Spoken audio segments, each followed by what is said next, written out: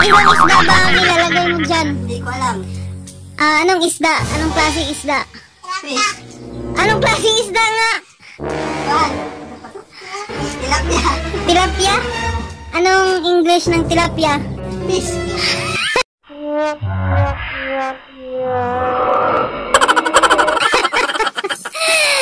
Tilapia ba?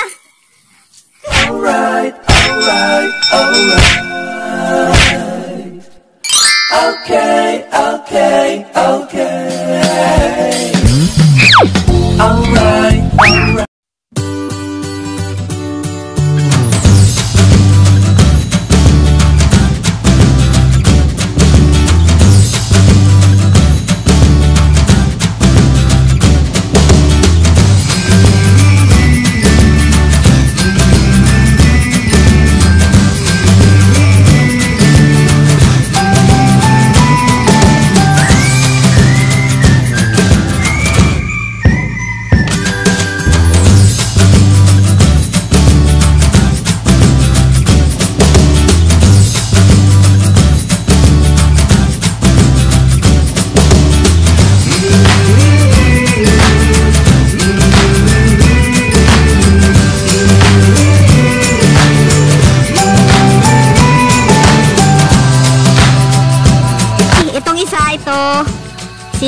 Ang pangalan niya ay si James.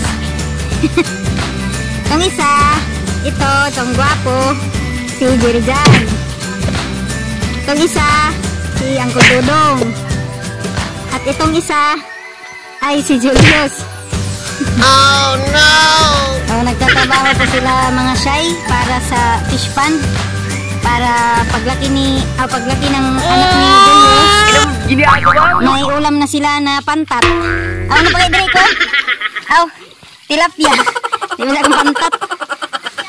Tilapia.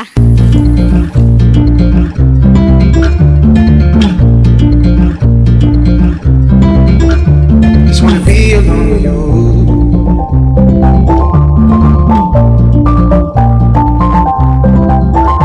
Just wanna be alone with you. Julius, kumusta na ang pag-ano niya sa fish pond? Okay lang, ayos. Ilang araw ba natapos niyo ang fish pond? Isang araw lang? Ang bilis! Ilang isda ba ang ilalagay mo dyan? Hindi ko alam. Anong isda? Anong klaseng isda? Fish. Anong klaseng isda nga? Kuan. Tilapia. Tilapia? Anong English ng tilapia? Fish.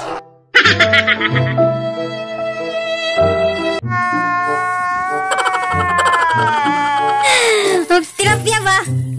Fish nga ni. Tumingin ka nga mag Mr. Pogi.